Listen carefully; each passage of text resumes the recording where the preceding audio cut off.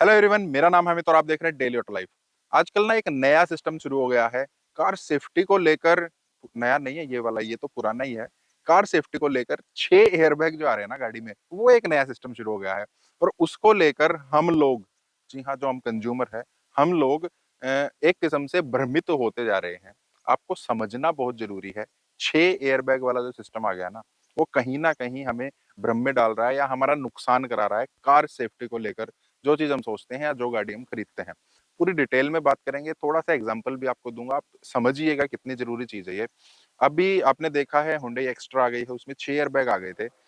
उससे पहले भी कुछ गाड़ियां थी जिनमें 6 एयरबैग आने शुरू हो गए थे, लेकिन एक्स्ट्रा वो है जो थोड़े कम पैसे में आती है, लो बजट में गाड़ी आ जाती है और 6 एयरबैग दे रही है स्टैंडर्ड अक्रॉस। तो हम लोग क्या कर रहे हैं, सेफ्टी हमारी प्रायोरिटी हो चुकी है, काफी लोगों की हो चुकी है एक्चुअली। 50% से ज्यादा लोग अब सेफ्टी को देखते हैं अपनी नई गाड़ी लेते हुए। तो हम सोच रहे हैं यार, अगर गाड़ी में 6 एयरबैग आ गए हैं ना, तो हमारी गाड़ी जो है काफी सेफ हो गई है, हम वो गाड़ी ले लेते हैं।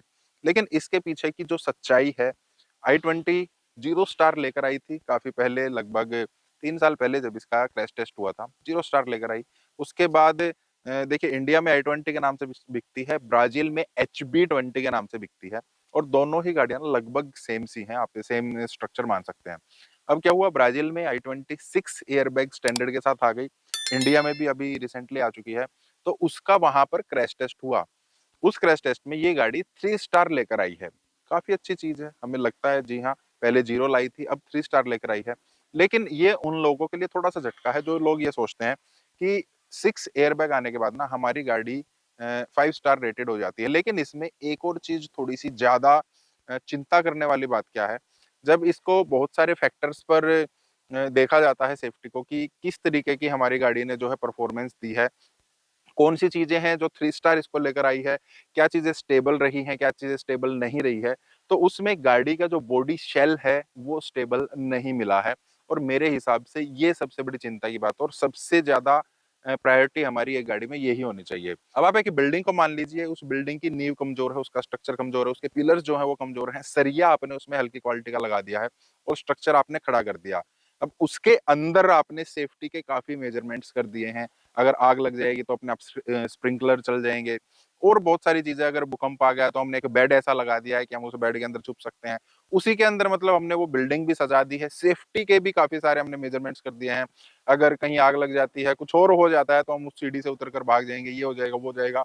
मतलब दुनिया जान के हमने उसमें सेफ्टी फीचर दे दिए हैं। फिर क्या होता है, एक दिन भूकंप आता है, अर्थक्वेक आता है, और हमारी जो बिल्डिंग है ना वो नीचे ही गिर जाती है। तो जो वो सेफ्टी फीचर हैं जो उस स्ट्रक्चर पर खड़े थे, वो तभी काम आएंगे जब वो स्ट्रक्चर मजबूत होगा। पहला इम्पैक्ट उस स्ट्रक्चर को लेना होता है, अगर वो स्ट्रक्चर ही स्टेबल नहीं है, वही कोलैप्स कर गया, तो उस स्ट्रक्चर के ऊपर जितने भी सेफ्टी फीचर लगे हैं वो कैसे काम करेंगे। अब मान लेते हैं हमारे जो एयर बैग है वो अंदर लगे हुए हैं, हमारी गाड़ी अंदर बाहर से जो है टकराई, टकराते ही अब जिस चीज पर वो एयर बैग लगे हैं, मान लेते हैं वो स्ट्रक्चर थोड़ा सा हिल जाता है।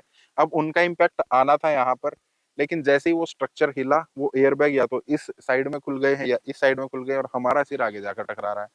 तो ठीक है, अब होता क्या है, देखिए, 3 स्टार भी कैसे लेकर आई है, जहां पर गाड़ी का टेस्ट होता है, क्रैश टेस्ट होता है, वहां पर एक कंट्रोल्ड एनवायरनमेंट हम मान सकते हैं, क्योंकि एक्सीडेंट बहुत ही तरीके से हो सकता है। वहां पर एक कंट्रोल्ड एनवायरनमेंट क्या है, 64 की स्पीड पर हमारी गाड़ी जा रही है, सामने उन्होंने एक वॉल टाइप बना रखी है, वहां पर जाकर टकरा गई, और उसमें जो है वो देख लेते हैं कैसा परफॉर्म किया, कैसा नहीं किया। और ये हर गाड़ी के लिए है, जिसने 5 स्टार लेकर आई है उसके लिए भी है, 3 स्टार के लिए भी, जीरो स्टार के लिए भी। 5 स्टार की भी थोड़ी सी बात करेंगे, ठीक है। तो वहां पर ये हो जाता है, लेकिन जब रियल लाइफ में चलते हैं, हमारी गाड़ी दीवार से टकराई, कील से टकराई, ट्रक से टकराई, दूसरी गाड़ी से टकराई, दो गाड़ियों के बीच में आ गई, पलट गई, बहुत सारी चीजें होती हैं। सारे के सारे टेस्ट हम वहां पर नहीं कर सकते हैं। तो ये नहीं पता लगता बॉडी शेल किस तरीके से कहाँ पर क्या रिस्पॉन्ड करेगी। अगर वो स्टेबल नहीं है तो वो कहीं पर, जरूरी नहीं है, जब क्रैश टेस्ट हुआ था तो बॉडी शेल जो है वो स्टेबल थी, लेकिन इधर उधर ज्यादा नहीं भागी। तो जरूरी नहीं है कि जब हम बाहर रियल लाइफ में जाएंगे वहां पर भी वो बॉडी शेल इधर उधर नहीं भाग सकती, बिल्कुल भाग सकती है। अब ये चीज हम 5 स्टार के केस में भी कह सकते हैं, और जी हाँ, बिल्कुल हो सकता है, क्योंकि जो भी क्रैश टेस्ट होता है ना वो 64 किलोमीटर पर आवर की स्पीड पर होता है, सामने ही टकराती है। 5 स्टार के लिए भी ये चीजें जो है, बॉडी सेल अनस्टेबल हो सकती है, अगर हमारी हाई स्पीड है उससे भी काफी फर्क पड़ता है। लेकिन वही चीजें आ गई ना, वो फिर भी 3 स्टार है, ये फिर भी 5 स्टार है।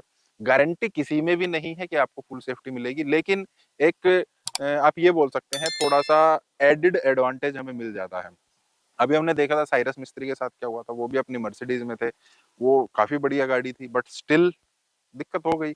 अब रिसेंटली काफी टाइम तक रहा था वो, अपनी रोल्स रॉयस जो है वो जल गई थी, तो उससे ज्यादा सेफ्टी तो खैर कौन देता होगा, बट स्टिल वो जल गई थी, उसमें डेथ हो गई थी। ऐसा नहीं है कि हम बच ही जाएंगे, लेकिन सिर्फ ये मान लेना कि 6 एयरबैग हमें मिल गए हैं, वो एक सेफ्टी के साथ आप स्टिल कॉम्प्रोमाइज अपना कर ही रहे हैं। तो सिर्फ 6 एयरबैग को देखकर नहीं लेना है। अगर आप किसी गाड़ी को देख रहे हैं, कोई भी गाड़ी है, अगर कोई 5 स्टार गाड़ी भी है, उसका देखिए बॉडी शेल स्टेबल है नहीं है, क्योंकि जो हमारी स्टार रेटिंग है ना, वो सिर्फ इसी चीज से नहीं आती है कि बॉडी शेल ने कैसा काम किया नहीं किया। अगर किसी की बॉडी शेल अनस्टेबल है, स्टिल वो 3-4 स्टार लेकर आ सकती है। बहुत सारे फैक्टर्स काम करते हैं, कितने उसमें एयर बैग हैं। अगर किसी में एडास फंक्शन लगे हुए हैं, उसको 1 पॉइंट वैसे ही एक्स्ट्रा मिल जाता है। अगर किसी में 6 एयर बैग मिले लगे हुए हैं, उससे भी फर्क पड़ता है। एबीएस है, ईबीडी है, जितने सेफ्टी फीचर हम ज्यादा देते हैं ना, तो वो एडेड एडवांटेज हो जाता है। कुछ केस में एडल्ट के लिए कम सेफ्टी रेटिंग निकल कर आती है, बच्चों के लिए ज्यादा आ जाती है। ओवरऑल सेफ्टी उससे भी फर्क पड़ती है। कुछ केस में बच्चों के लिए कम सेफ होती है और बड़ों के लिए ज्यादा सेफ होती है, उसमें और भी अलग चीजें आ जाती हैं। तो नेक्स्ट टाइम जब आप अपनी गाड़ी खरीदने के लिए जाओ ना, तो आपको देखना क्या है, उस गाड़ी की स्टार रेटिंग क्या है। स्टार रेटिंग में उस गाड़ी की बॉडी शेल स्टेबल है कि नहीं है। अगर है तो उसके बाद आपको आगे बढ़ना है, अगर नहीं है तो कोशिश करो कि आप कोई ऐसी गाड़ी देखो जिसकी बॉडी शेल स्टेबल है। बॉडी शेल स्टेबल होने के बावजूद भी आप ये मत समझना, या फिर गाड़ी 5 स्टार लेकर आई है उसके बावजूद भी आपको ये नहीं समझना है कि आपकी गाड़ी अब पूरी सेफ है। वो गाड़ियां 64 की स्पीड पर टेस्ट होती हैं। अगर आप उससे ज्यादा चल रहे हैं तो आप अनसेफ अपने आप को स्टिल फिर भी मान सकते हैं। टाटा नेक्सॉन है, टाटा पंच है, 5 स्टार रेटिंग लेकर आती हैं।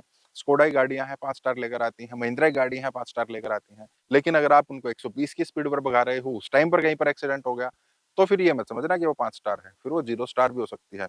एक और बड़ी बात, अगर आपने सीट बेल्ट नहीं लगा रखी ना, तो भी आप समझ के चलिए कि अब तो आप 64 की स्पीड पर भी चल रहे हैं, उससे कम भी चल रहे हैं, तो भी आप अपनी सेफ्टी को कॉम्प्रोमाइज कर रहे हैं। अब वो 5 स्टार नहीं, 2 ही स्टार है, 1 स्टार है, 0 स्टार भी आप मान सकते हैं।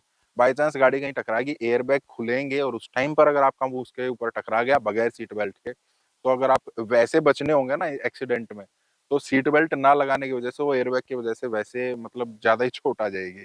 तो बहुत सारे फैक्टर वैसे तो काम करते हैं, लेकिन अगर आप सिर्फ स्टार रेटिंग देखकर ले रहे हैं तो सिर्फ 6 एयरबैग मत लीजिए। तो कंपनीज ने भी ये चीज ना प्रमोट करनी थोड़ी सी ज्यादा शुरू कर दी है।